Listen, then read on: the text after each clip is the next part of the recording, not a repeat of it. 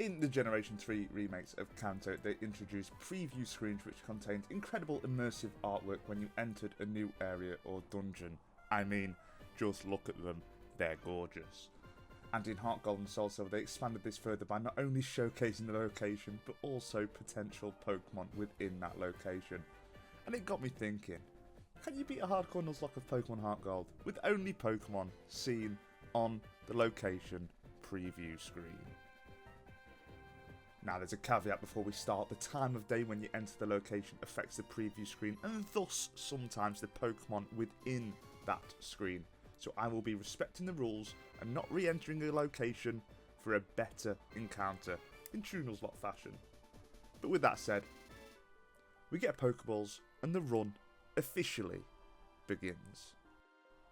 And the first place we head to is Dark Cave, and as you can see from the preview, we get a Dunsparce. Now, this took me ages to find, and that will be a recurring theme in this video. But we do find it, and we catch it, adding this thing to the team. But the encounters don't stop there. If you head to Sprout Tower at night, you can find a Ghastly.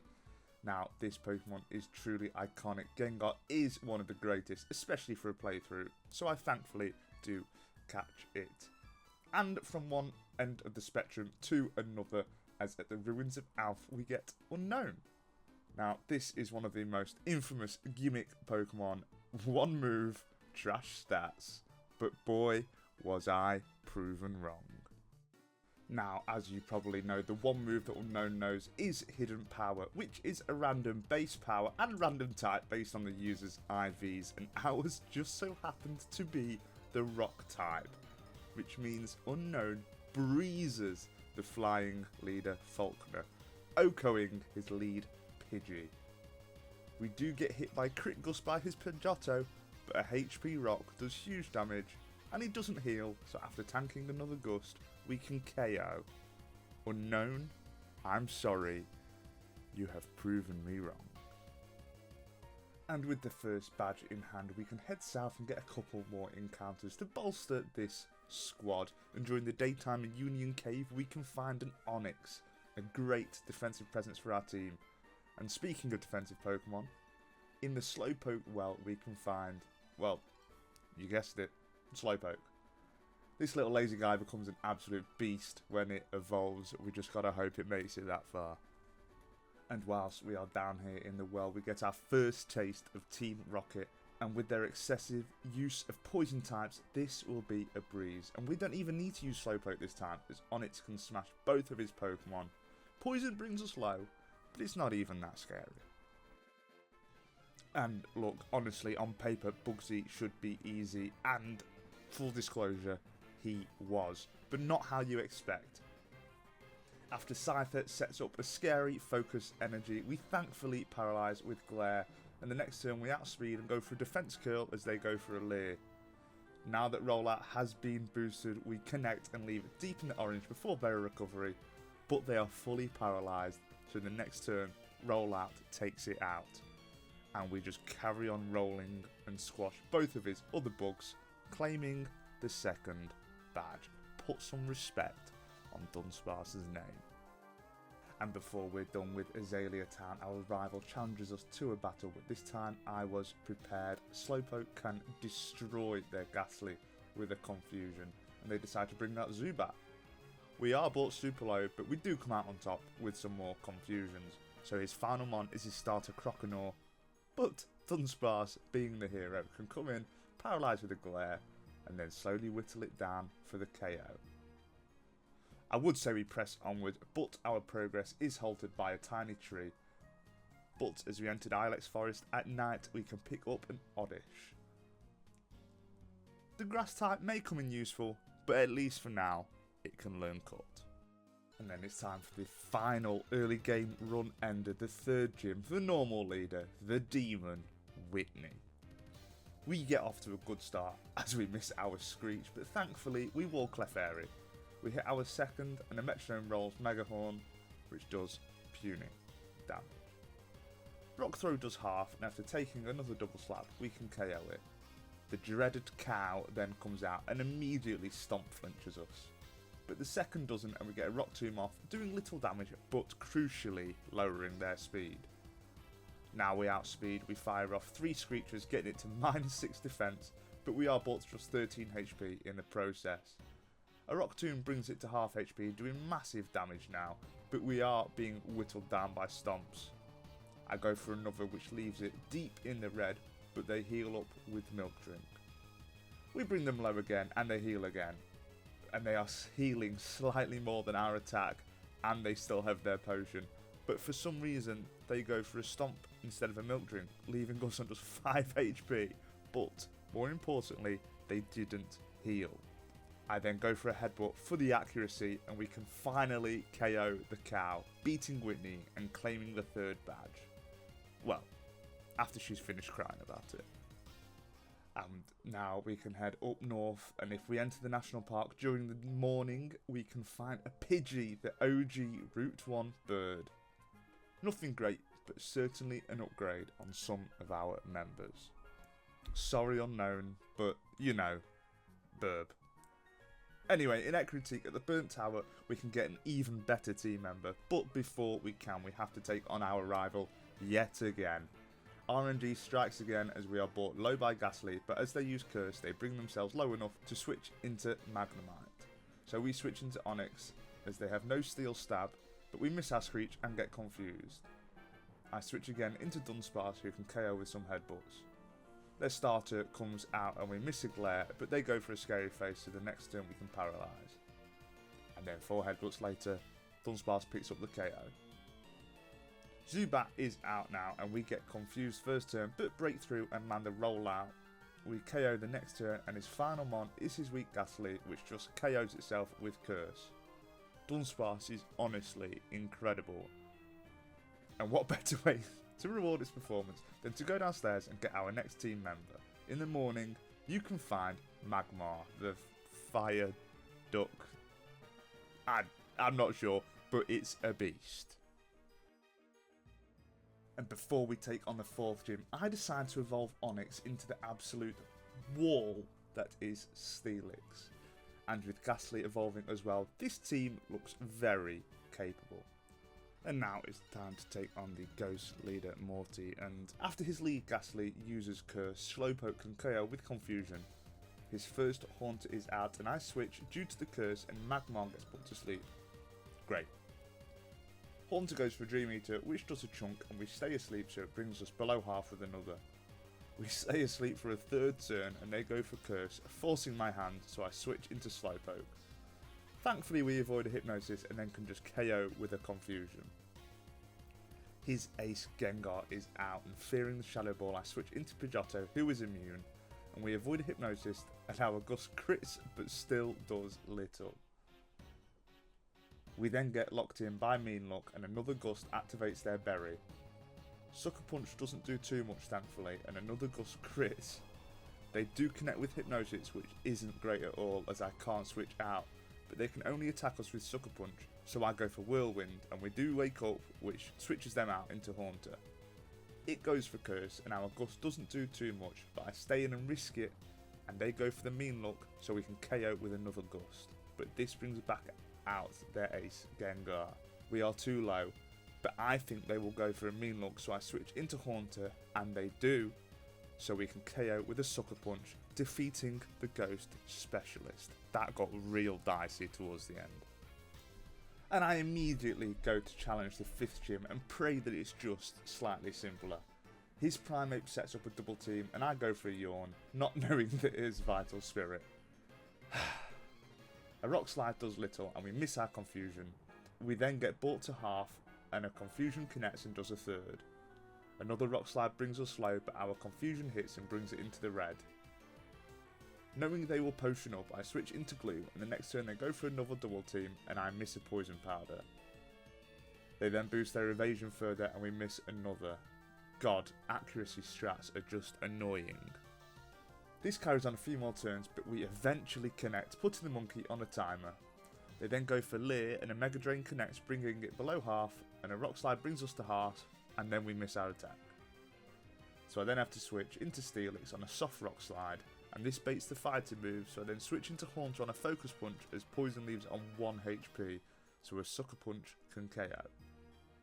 His Ace Poliwrath is out, and we put it to sleep with Hypnosis, and it stays asleep for 3 turns, and we bring it low, but then it wakes up, and a Surf does almost half. I risk it, and Hypnosis connects, and a Nightshade leaves it on what must be 1 HP, but they use another potion fully healing. We then have to bring it back below half again, but it wakes up and thankfully misses their own Hypnosis. But so do we, and we're just left on 4 HP after another Surf. I switch into Pidgeotto, who gets brought to half by another Surf, and thankfully they go for Focus Punch, and we can just Gust for the KO. Not as smooth as I'd hoped, but this team is handling it fairly well. And after sorting the Lighthouse shenanigans, it is time for yet another gym battle, but this one is fairly simple. Magmar OHKOs Magnemite, and this brings out her Ace Steelix. There is a huge level difference because of the infamous Johto curve, so a Fire Punch does little, but that's okay, as we can switch into Slowpoke and fire off a Surf that does huge damage. They do crit us with an Iron Tail, and then our Surf falls just short of the KO. Story of this playthrough, man. And knowing she will heal, I stay in and fire off a Surf that does almost half, then I switch into my own Steelix and get it to -6 defense with Screech, switch back into Magmar, who can tank an Iron Tail, and fire off a Fire Punch for the KO. And this brings out her final mon, her other Magnemite. But just like the first, Magmar smashes it for the OHKO.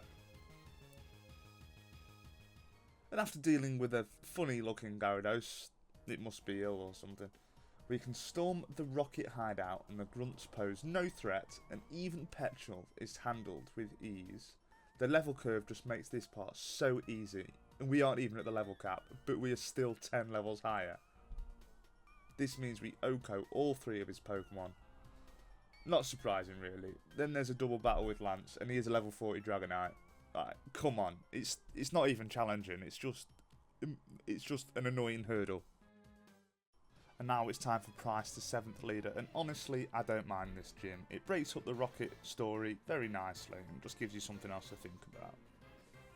He leads with Seal, and a Mega Drain from Gloom does over half, and we avoid an Icy Wind, and then we can just KO the next turn with another Mega Drain. Piloswine comes out, and we connect with the Poison Powder as they set up Hail. And expecting the Ice move, I switch into Magmar on a Blizzard. That crits. Brilliant. I risk it, but we miss our Fire Punch and survive a Mud Bomb on just 5 HP after Hail damage. I of course switch, and I go into Pidgeotto on an expected Mud Bomb, and then I switch again into Slowpoke, who takes a Blizzard very well as the Hail stops. And Poison brings it into berry range. They go for a Hail again, and a Surf almost KOs from that range, and it survives the Poison chip. They fully heal with a potion, and we miss our Surf. Our luck this run is so bad, it's unbelievable. We avoid a Mud Bomb and miss another Surf, then get brought into the red by a crit Mud Bomb before connecting with our Surf, bringing them below half. I bring in Steelix on an Ice Fang, and then I switch into Pidgeotto on a predicted Mud Bomb as they fall to Poison. But the battle isn't over yet. His Dugong is his final mon, and I can't keep our bird in, so I go into Haunter. We then tank an Aurora Beam on the switch, and thanks to a crit Shadow Ball, we can take it down a few turns later. Aside from Jasmine, these gyms have been hell. The next battle of note was Petrol and his team of explosions at the top of the radio tower. We Fire Punch and burn the first Coughing, and after getting smoke screens, we go for a Feint Attack, which KOs with the help of burn damage. His Weezing is out next, and a Fire Punch does little, and their Sludge almost brings us to half. I opt to stay in, and we bring them to half before taking another. Another brings it deep into the red, and we survive on 8 HP, so we can take it out the next turn. They bring out the next Coughing, and we switch into Pidgeotto, and 2 flies and a quick attack later, we can take it down.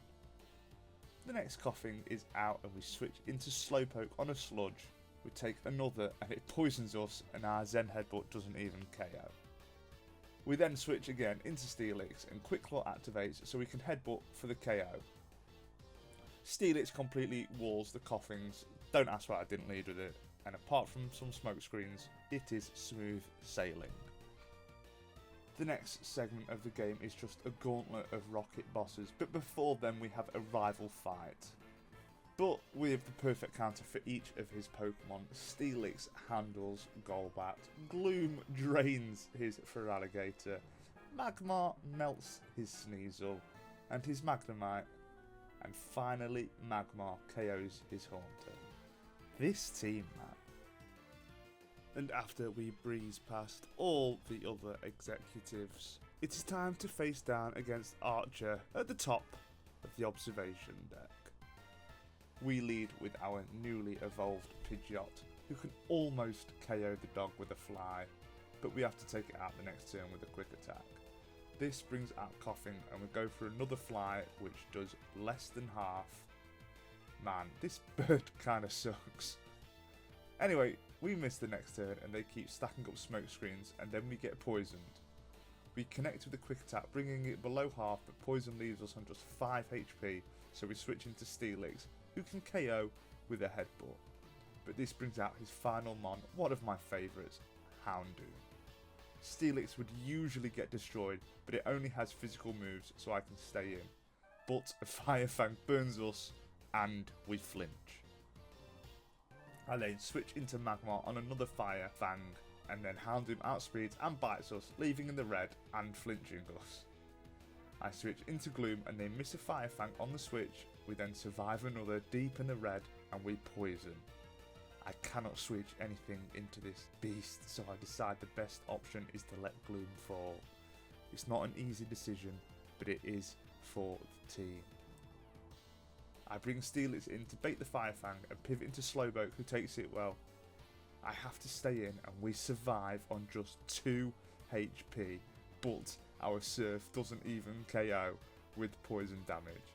Our team is absolutely decimated, just look at it, but I have a plan. Expecting the dark move, I go into Steelix and we survive the feint attack and the dog falls to poison. Oh my lord, I've never struggled so hard against Team Rocket. RIP Gloom, that poison won it for us. Fortunately, our team isn't a mon down for long, because not only does Haunter evolve into Gengar, but also if we enter Ice Path during the day we can pick up a Swinub. If you have seen my Soul Silver run about edible Pokemon, just click it up there, then you will know my opinion. Mama Swine is an absolute beast. Even though this team is incredible, I'm still worried about Claire. Her dragon types are insane, and Gyarados is just annoying. She leads with said Serpent, and it intimidates our Steelix, which is, as I said before, annoying. We then get hit by a Dragon Range, but we connect with a Rock Tomb that crits, but more importantly, lowers their speed. Another Dragon Rage brings us low, but we hit our second that leaves it on 1 HP.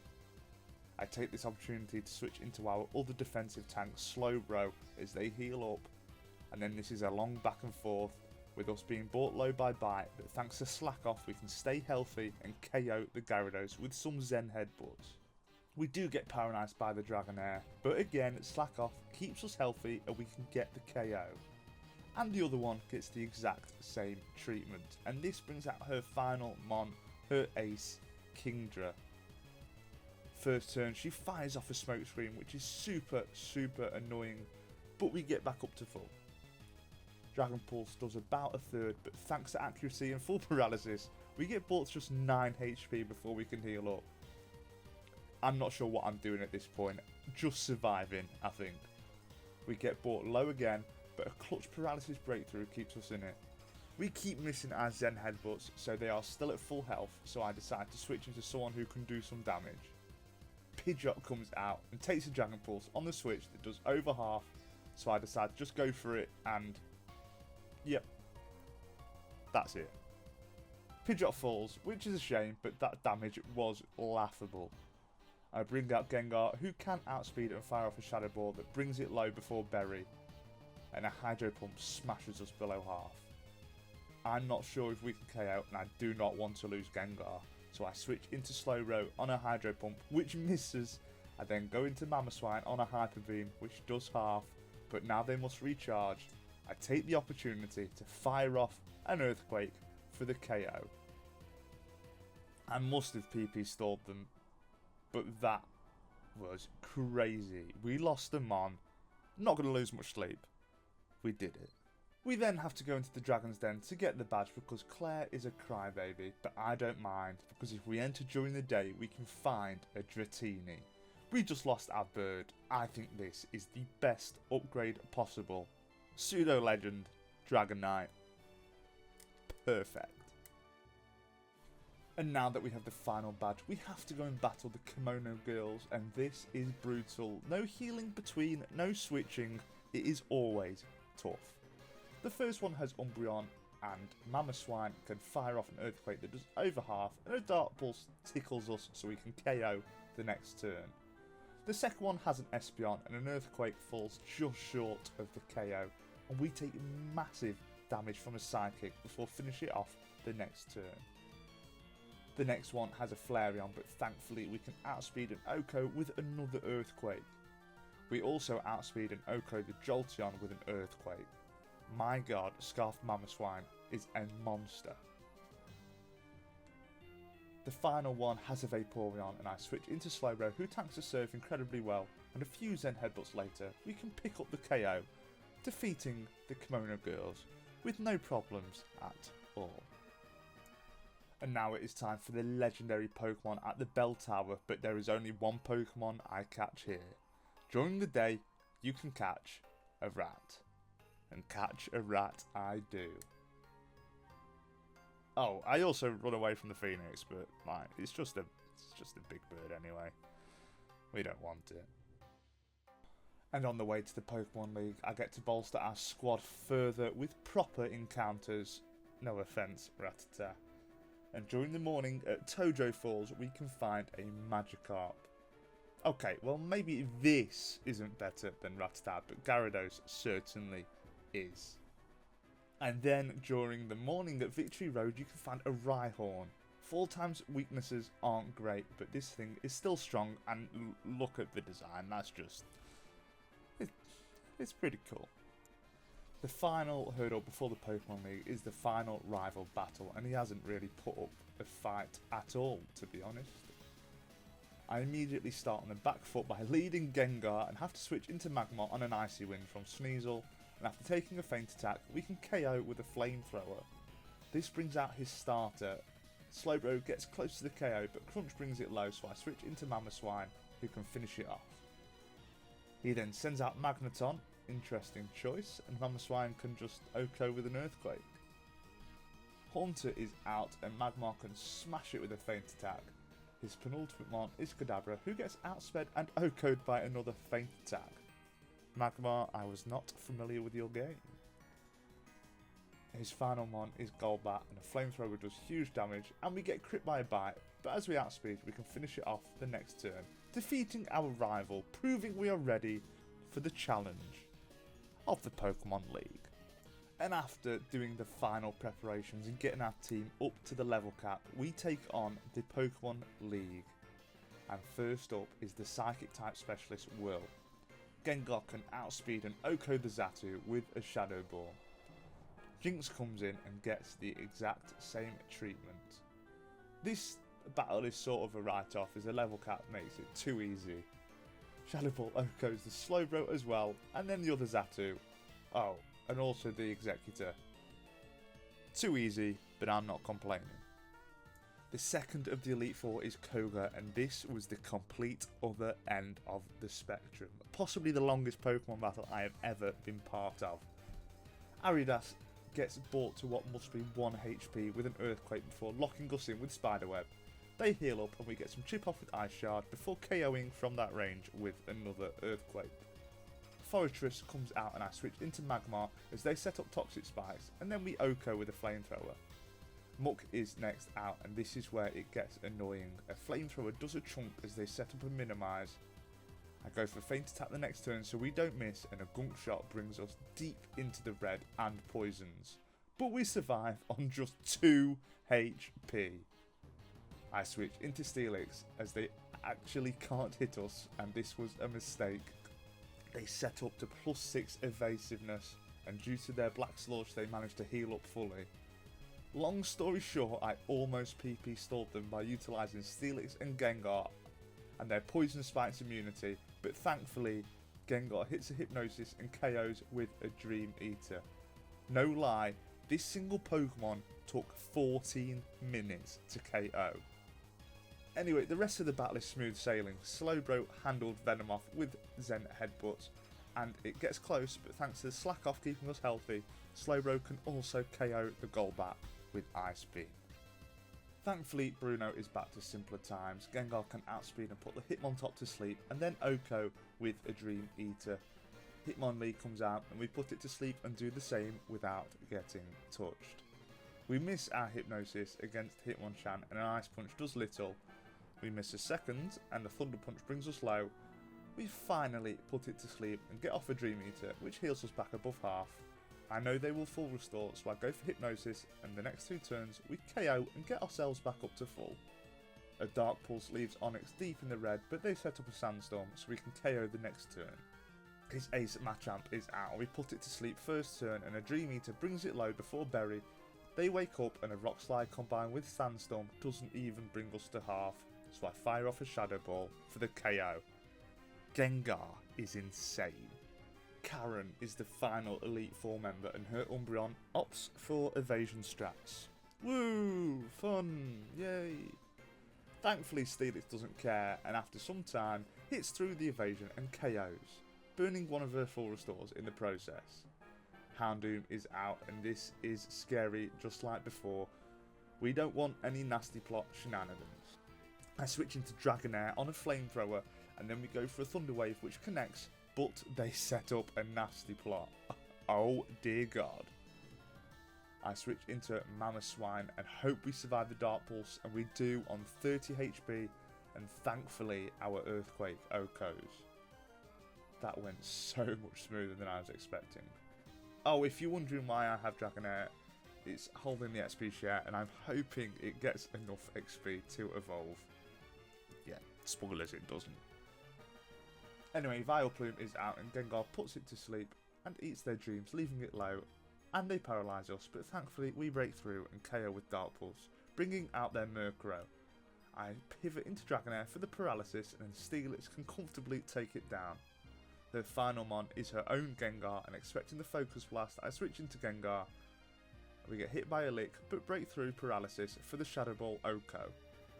Elite Four defeated, and you know what comes next. It is time to face down against Champion Lance for the crown of the Johto region's most powerful trainer. Now we have no Dragonite, but that doesn't mean Dragonair is useless. Lance leads with Gyarados and I with our Dragon. We outspeed and paralyse and they are fully paralysed. We switch into Steelix on an Ice Fang which freezes, but we thaw out the next turn and set up 3 curses, meaning we can KO with 2 Rock Tombs. Charizard comes out and an Air Slash thankfully doesn't flinch, but we miss. Great. But our Quick Claw activates the next turn and Rock Tomb easily Okos the faux dragon. His highest level Dragonite is out, the one with Fire Blast, so I have to switch, and assuming it's Fire Blast, I go into Slowbro and we can tank it very well, but it burns. Are you joking? They opt for Safeguard as our Ice Beam does huge damage before Berry Recovery. Outrage then does massive damage to us, but I go for Slack Off to get us some healing. Knowing they are locked in, I bring in Steelix again, who easily tanks the Outrage, and now they're confused. Not risking the Fire Blast, I go back into Slowbro as they hit themselves. I switch into Mamoswine as they break through and outrage us, and we survive on 63 HP, but we can finish it with an Ice Shard. He brings out another Dragonite and I can't switch anyone in without knowing which one it is, so I just risk it and go for an Ice Shard which leaves it super low and they miss their Dragon Rush. They burn both full restores and as they are low again I cheekily go for an Ancient Power hoping for the boost, but no dice, so we just KO. His last Dragonite is out and hoping they will go for Dragon Rush, I take the risk and switch into Magmar for the Flame Body burn, but they go for Blizzard, which we tank fairly well. The next turn I outspeed and confuse and they hit themselves. I take an even bigger risk and Smog, which poisons, but they hit through confusion and get a crit Dragon Rush for the KO. I'm not sure if the crit mattered, but yet again a Pokemon has gone down after getting a clutch poison. Mamoswine can come in, and thanks to that chip we can KO with an Ice Shard from that range, and this brings out his final Mon Aerodactyl. But I know we can take a move, and with Ice Shard 2-shotting we are able to KO the glorified bird and claim victory, defeating Lance and becoming the champion of the Johto region. But it's not over there. That's right, we may have conquered the Johto region, but now the entire Kanto region has opened up for us and we have 8 more badges to collect. And we start with Janine, Koga's daughter, and like her dad, she loves poison type Pokemon, but thankfully she's less annoying. She leads with Crobat and thankfully Steelix walls this.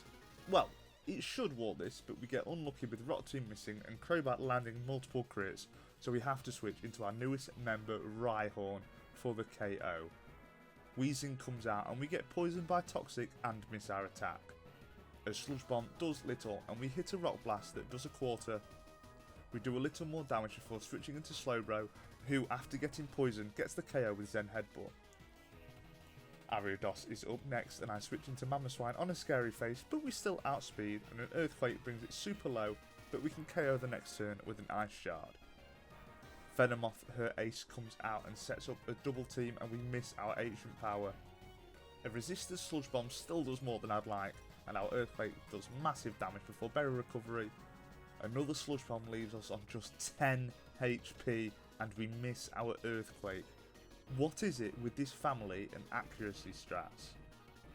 Gengar comes in on a resisted Signal Beam and we can outspeed and KO with a Shadow Ball, bringing out her final Mon, another Ariados. A Shadow Ball leaves it deep in the yellow before they confuse with Swagger, but thankfully we connect and we can KO with another Shadow Ball. Surge, on the other hand, was so simple it took more time for me to solve the gym puzzle than the actual battle. Mamoswine can Oko Raichu with an Earthquake after a quick attack. Magneton does not survive a 4-time super effective stab Earthquake, surprisingly. The first Electrode gets a double team off and we miss. They get a second off and we miss again. They get a third off and I get flashbacks, but thankfully connect, destroying the mutated Pokeball. I'm not sure. His Ace Electabuzz is out and a low kick does a big chunk, bringing us low, but we can Oko yet again with an Earthquake, and his final Mon is another Electrode. This one tries to set up a double team, but we can hit through the accuracy, and Oko. A nice, simpler badge. I opt for Misty next, and she leads with Golduck and I with Dragonair. We immediately paralyse, but they break through and a Psychic does little. We hit a Dragon Rush that does massive damage, but it gets disabled. A Dragon Rage falls just short of the KO as we get hit by another Psychic. Knowing she will full restore, I go for another Thunder Wave which thankfully connects, and then I switch into Mamoswine just to be careful. And the next turn we can fire off an Earthquake that does over half, but we get disabled. We are Scarved, so I have to switch yet again into Gengar, and a Shadow Ball finishes the Duck and brings out Quagsire. We put it to sleep and a Shadow Ball does over half and gets the Spadef drop, but they go for Amnesia. Thankfully another Shadow Ball crits and gets the KO. Starmie comes out and this is scary, but a Shadow Ball leaves it deep in the red before Berry, but they go for Ice Beam, so we can just KO the next turn, and this brings out the tank that is Lapras. We put it to sleep and go for a Dream Eater for some recovery, but they wake up and an Ice Beam brings us to half. We put it to sleep again and get a Dream Eater and a Shadow Ball off, leaving it deep in the red, so she full restores, but our Shadow Ball gets the Spadef drop. We then can put it to sleep and just take it out. Brock is up next and his rock type should be easy, but this one got pretty dicey. I leave with Slowbro and he leaves with Graveler, and we get the clean Oko with the Surf. Kabutops comes out and a Rock Slide does about a quarter and flinches us. We then get brought below half, but we slack off to get healthy, but then we get crit by another. Thankfully they miss and we can heal up again, and we eventually get the KO, which brings out Onyx, who after setting up a sandstorm gets obliterated by a surf. Slowbro can then one-shot the Rhyhorn, and this brings out his final mon, Omastar. An Ancient Power brings us into the red and gets the Omni boost, but I went for Slack off to heal. A second Ancient Power brings us low, and our Surf does little now thanks to the boost. I switch into Gengar on an Ancient Power which does over half, so I have to switch again, and I go into Dragonite on a Brine which does little. They go for Ancient Power which leaves us on 5 HP, but we get the Thunder Wave off, and I switch into Mamoswine on another Ancient Power which does over half, and gets the second boost. I have to stay in because there is nothing I can switch into this. Now it's at +2 in everything. And then Earthquake does a good chunk, leaving it low, and they are fully paralysed, so we can take it out the next turn. Phew, that was close. We are getting super unlucky this run, but that is another badge, marking the halfway point of the Kanto region. And now that the level cap is at 55, we can finally evolve our Dragonair into the beastly Dragonite. And we immediately get to show off the sheer power of it against the Psychic leader Sabrina. We set up 2 Dragon Dancers against her Espeon, and at +2 speed and +2 attack, we can OHKO the evolution with a fly. Mr. Mime comes out and sets up a light screen whilst we fly, but that can't save it from also getting one shot, and this brings out her ace Alakazam. But even that powerful mon cannot survive a fly from our chunky boy, defeating Sabrina. I still don't know why she only has 3 Pokemon, but hey, I'm not complaining. Then next up is Erica the Grass Specialist, and again this is another easy battle. Mamoswine can OHKO the Jumpluff with an Ice Shard, Gengar can handle the Tangela with ease, KO the Victory Bell with super effective Dream Eaters, and then whittle down and KO her Bellossom. Just a nice easy battle. And speaking of easy battles, Blaine is up next, and this time I use Rhydon just because it needs more time in the spotlight. A single Earthquake can OHKO the Mad Cargo, and this brings out Magmar, who also can't survive an Earthquake. Rapidash does get off a bounce, but it doesn't paralyse, so we can fire off another Earthquake and KO for the victory. Blue is the final leader, standing between us and our grandchild, and he is no joke. He makes up for every easy battle this region. His team is incredible and it has great coverage. But I'm sure we can do it. He leads with Executor and I with Gengar, and we outspeed, and the Shadow Ball gets the clean OHKO. Next out is one of my favourite mons, Arcanine, and we put it to sleep and fire off a Shadow Ball that does just under half. I don't want to get it to full restore range, so I switch into Dragonite as they wake up, and thankfully we resist the Flare Blitz. Recall brings it below half, and a Waterfall can KO from that range. When Rhydon comes out, I bring in Slowbro and they miss a Stone Edge, and a Mega Horn does huge damage before we can just straight OHKO with a Surf. I can't switch anything into Machamp, so I have to stay in, and the Thunder Punch leaves us on just 2 HP, and our Psychic brings it below half. Hoping they will go for a random move because we are so low, I switch into Gengar, and they do, and it was Earthquake that doesn't affect us. So a Shadow Ball can finish it off from that range. Gyarados is out, and this thing is just scary like it always has been. We miss our Hypnosis and they go for Dragon Dance. Thankfully we connect with a second. A Shadow Ball does just under half, but we get the special defense drop so another can KO, bringing out his ace Pidgeot. They whirlwind us into Dragonite, and aside from return bringing us low, it's a simple Dragon Rush KO, beating Blue and claiming all 8 badges. And as we explore Mount Silver during the day, we can find our final encounter of the run, Larvitar. This little guy is just like Dratini, weak at first but evolves into a beastly pseudo-legendary, so we catch it and it replaces Rhydon on our squad as we train it up and climb Mount Silver for our final challenge. Atop Mount Silver, the strongest trainer of all time waits for us, Pokemon Trainer Red. He leads with Pikachu and I with Mamoswine. who can outspeed and KO the mouse with an earthquake. Blastoise comes out and I switch into Slowro on a Blizzard that does little. They miss a Focus Blast as our Psychic does about a third. We bring it low, but Hail falls just short of the KO, so they full restore. We use Slack Off to stay healthy and eventually whittle it down for the KO. Venusaur comes out and I switch into Gengar on a Sleep Powder. We stay asleep for many turns, but Venusaur can't do much damage to us, and when we do wake up, we put it to sleep and crit with the Dream Eater for the KO and some nice recovery. Lapras comes out and I switch into Slowbro, who can wall this nicely, and well, that was until it gets crit and paralysed from Body Slam. It was going so smooth. I bring out Tyranitar, which looks weird, but we set up the Sandstorm for some nice chip and are immune to Psychic. I then feel confident and click Stone Edge, which connects and destroys the Lapras, and this brings out his Snorlax. A Stone Edge does well over half and Snorlax fires off a feeble Blizzard, but it does get the freeze. After taking another, we thaw out and KO with an Earthquake, and this brings out his final Mon, Game Freak's favourite, Charizard.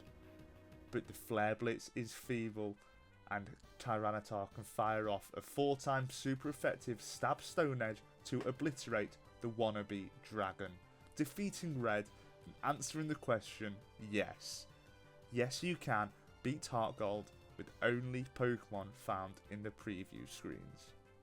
This run was a ton of fun. I loved the artwork on the screens and the premise was really interesting, and the potential Pokemon make this run not only entertaining but really exciting.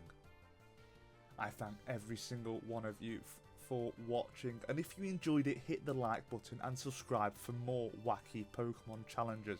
And if you have anything to add or a run to suggest, let me know down below. And with all that said, stay classy and have a wonderful, wonderful day.